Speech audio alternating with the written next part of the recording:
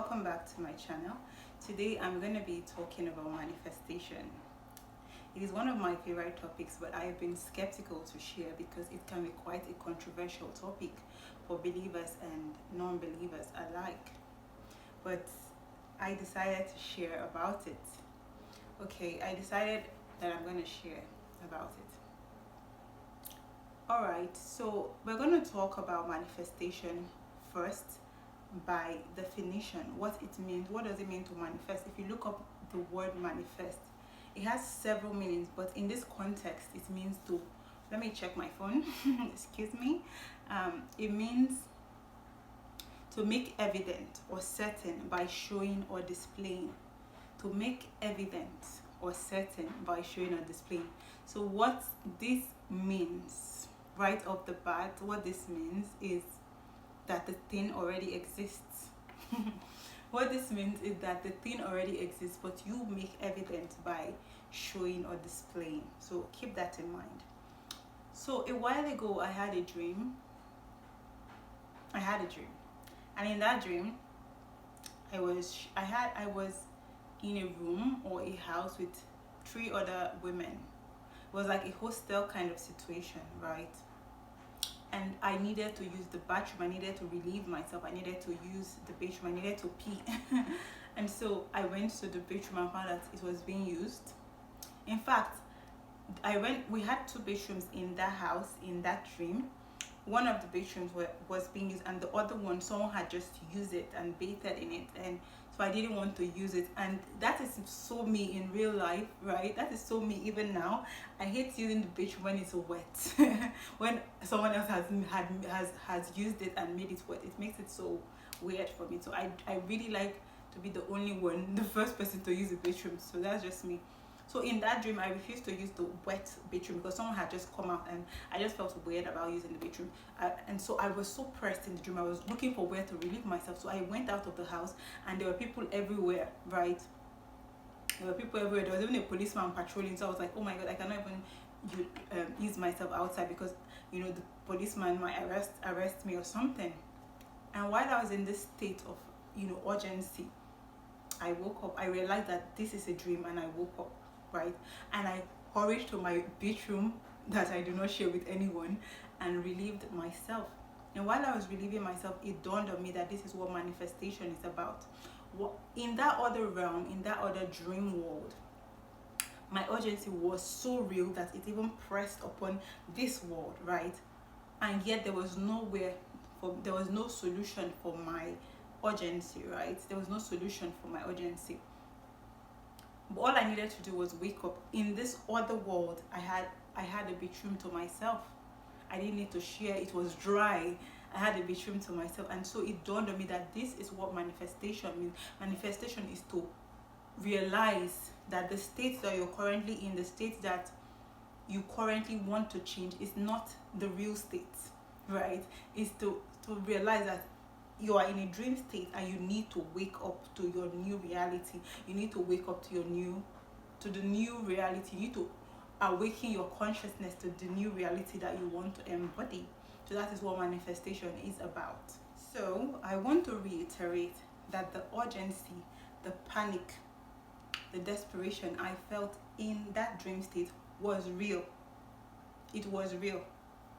And it's the same way whatever feelings we have concerning our current reality is real. What I felt, if someone had told me, why are you panicked? Why are you anxious about, you know, using the bathroom? Just wait a little longer. It would annoy me, it would irritate me. If someone had told me this is a dream before I realized that this is a dream, it would have been so weird for me in that dream to like, what is this one saying? I wouldn't even have listened to the person, right? But the truth was that it was a dream, and it felt so real. It was so real. It was so real. And so when I woke up and I realized that, oh my God, I have a dry bedroom to myself, a bedroom to myself, and I'm out there in another realm, in another existence, frantically searching, when all I needed to do was wake up. When it dawned on me, I was like, okay, this is what manifestation is about. So it is at this point I want to read a very popular Bible verse, and it is Mark 11:24. I'm going to read it in a few versions so that it really sinks in.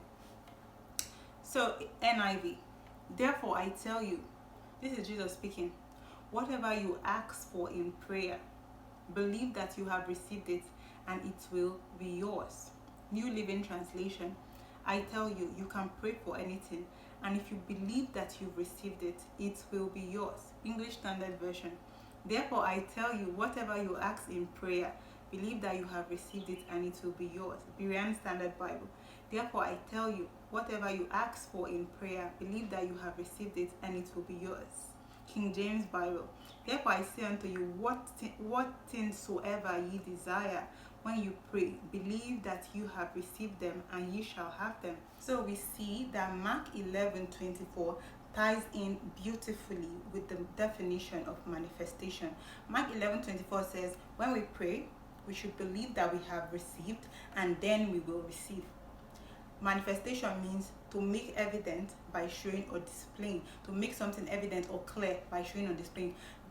By its very definition, manifestation implies that the thing already exists. In Mark, it implies that it already exists, but we have to believe even without seeing that it already exists, and then we will have it.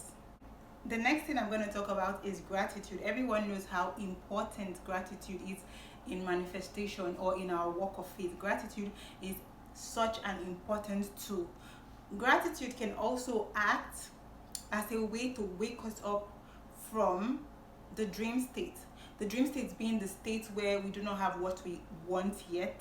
And you know how when you are in a dream, sometimes you need to realize that you're in a dream to wake up from that dream. So in the case of gratitude, especially for things that do not yet exist, gratitude helps you wake up to your desired reality. So imagine that you want a car, and in this current reality you do not have a car.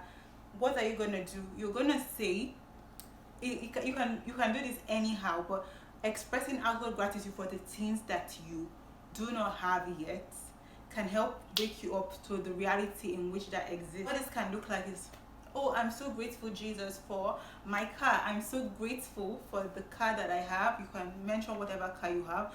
I'm so grateful that this is a dream state. I'm going to soon wake up into the reality that this exists in. I'm grateful that my car already exists in that reality. I just need to wake up. Thank you so much for my car. Thank you so. So if you are consistent in being grateful, this helps to wake you up to the reality in which that already exists. And this is where I'm going to talk about the walk from where you are to where you want to go. When I woke up, right, I still needed to leave my bed to go to the bedroom, right? This is the time frame between where we are and where we want to be. Let me reiterate.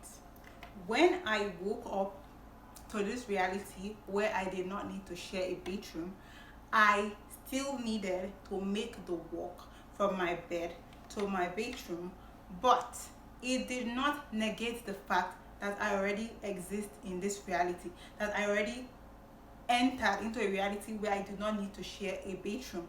The fact that we need to make a walk, that we need to make an effort, that we need to do a little thing here and there, does not negate the fact that the reality that we desire already exists.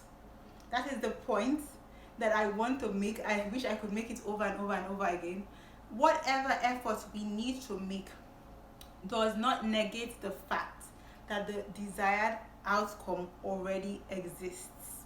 And so this brings me to my next point, feeling like we have it. How do we feel like we have it even when we do not have it? Even when it doesn't exist in this reality that we currently inhabit? How do we feel like we have it? The first thing I would talk about is, the first thing I'm going to pinpoint is feeling relief.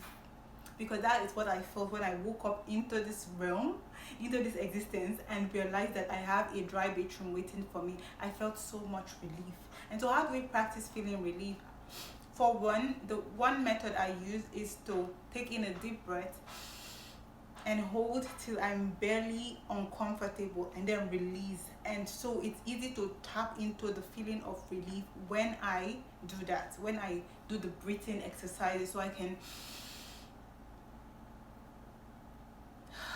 So by doing the breathing exercises, I can experientially tap into relief, the feeling of relief, what it means to feel relief, because sometimes we might not know, we might have forgotten what it feels like to have relief. And so little emotional and physical pointers could help us to get into the state of relief. So to summarize, in order to manifest, we need to ask. And to ask, we need to be clear on what we actually want. We need to ask, then we need to believe that we have already gotten it, or believe that there's a reality in which that we seek we already have, and then we would be able to enter into that reality. That will be all for today's video. If you would love to see more on this kinds of topic, please subscribe, like, and comment, and I will see you in my next video.